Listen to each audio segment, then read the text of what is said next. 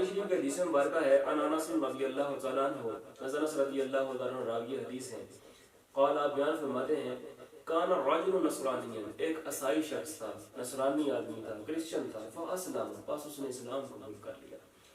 وقرأ البقرۃ وآل عمران، اس شخص نے سورہ بقرہ اور آل عمران کی تلاوت کی، اسے پڑھا، فکان یکتب للنبی صلی اللہ علیہ وسلم، پس وہ حضور خاتم النبیین صلی اللہ علیہ وسلم کے پاس وحی لکھنے والا کاتب بن گیا، یعنی کہ جو حکم آپ صلی اللہ علیہ وسلم سے فرماتے وہ لکھ لیتا۔ اب ہوا یوں کہ فعاد نصرانی، دوبارہ پھر وہ نصرانی ہو گیا، پھر اس نے کفر کو قبول کیا، کرسچن بن گیا، عیسائی ہو گیا، یعنی کہ وہ مرتد ہو گیا۔ اب مرتد کہتے کس کو ہے؟ وہی بندہ جو اسلام کو قبول کرتا ہے اور اسلام کو قبول کرنے کے بعد دائرہ اسلام سے نکل کر کفر کو پھر اختیار کر لیتا ہے، وہ بندہ مرتد ہوتا ہے۔ ایسا جو بندہ ہوتا ہے اس کی جو شریعت اسلامی محمدی صلی اللہ علیہ وسلم میں سزا ہے وہ یہ ہے کہ وہ بندہ واجب القتل ہے، اس کو قتل کیا جائے گا۔ اب ہوا یوں کہ فعاد نصرانی، وہ نصرانی ہو گیا، اس نے اسلام کو چھوڑ کے کفر کو اختیار کیا، مرتد بھی ہوا، اور مرتد ہونے کے بعد اس نے آپ صلی اللہ علیہ وسلم کی شان میں گستاخی اور بے ادبی اس انداز سے کی، وقال یقول ما یدری محمد صلی اللہ علیہ وآلہ وسلم، وہ کہتا تھا کہ آپ صلی اللہ علیہ وسلم نعوذ باللہ کچھ بھی نہیں جانتے،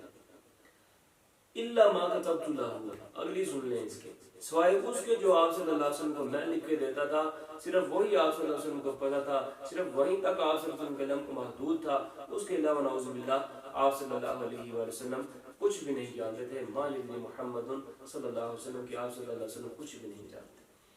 اب وہ بندہ جو مرتد ہوا وہ واجب القتل ہے۔ اب جو حضور خاتم النبیین صلی اللہ علیہ وسلم کی شان میں بے ادبی کرتا ہے، گستاخی کرتا ہے، حتیٰ کہ کسی بھی نبی کی گستاخی کرے، ما سب نبیا فاقتلوہ، جو کسی بھی نبی کی شان میں گستاخی کرتا ہے، نعوذ باللہ بات کرتا ہے، بکواس کرتا ہے، گالی دیتا ہے آپ صلی اللہ علیہ وسلم نے دیگر انبیاء علیہ السلام میں سے کسی کو بھی، ما سب نبیا فاقتلوہ، بس اس شخص کو بھی کیا کیا جائے گا؟ قتل کیا جائے گا۔ اس کا جو اینڈ ہے وہ صرف یہی ہے شریعت محمدی میں، وہ واجب القتل ہے۔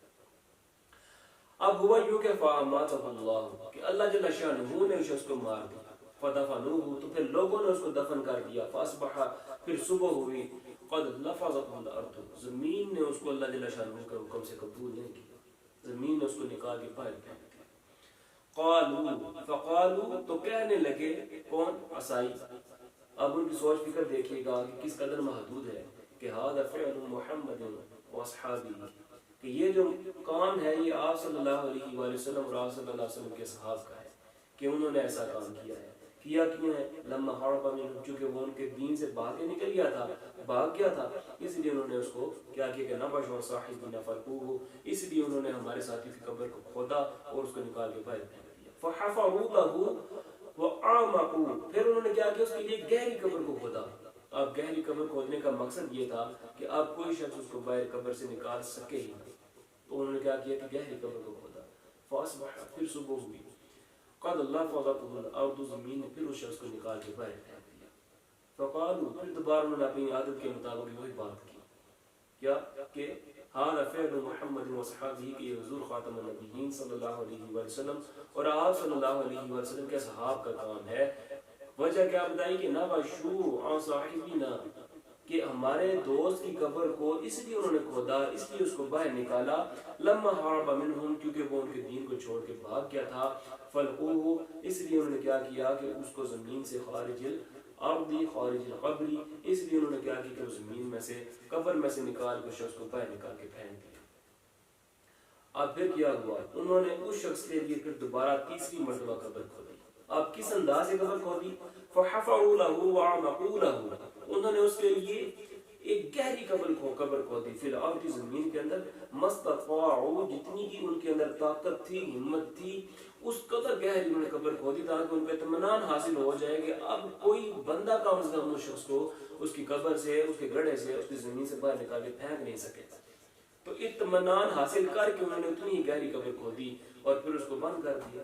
فاصبح، پھر صبح ہوئی، قد لفظته الارض، زمین نے پھر اس گستاخ کو، اس مرتد کو پھر قبول نہیں کیا، اللہ جل شانہ کے حکم سے نکال کے باہر پھینک دیا۔ فعلموا، اب آج آگے ان کو اس چیز کا علم حاصل ہوا، انہوں نے یہ بات جان لی، ان کو یہ بات سمجھ میں آ گئی، انہو لیس من الناس کہ لوگوں میں سے کسی کا کام نہیں فالقوہ پس پھر انہوں نے اس کو زمین پر ہی ڈال دیا. تو حضور والا پتہ چلا کہ یہ حضور خاتم النبیین صلی اللہ علیہ وسلم کے معجزات میں سے معجزہ ہے کہ آپ صلی اللہ علیہ وآلہ وسلم کے اوپر جو شخص ایمان لے کے آئے اللہ جل شانہ کی ذات ببرکات ایمان لے کے آئے اور ایمان لانے کے بعد پھر کفر کو اختیار کر لے دار اسلام سے نکل جائے مرتد ہو جائے اور پھر حضور صلی اللہ علیہ وسلم کی شان میں نعوذ باللہ گستاخی کرنے کی جرت بھی کرے تو اللہ جل شانہ پھر زمین کو حکم دیتا ہے قبر کو حکم دیتا ہے کہ ایسے شخص کو قبول نہ کر اور جتنی دفعہ جیے ڈال لے قبر اس کو قبول نہیں کرے.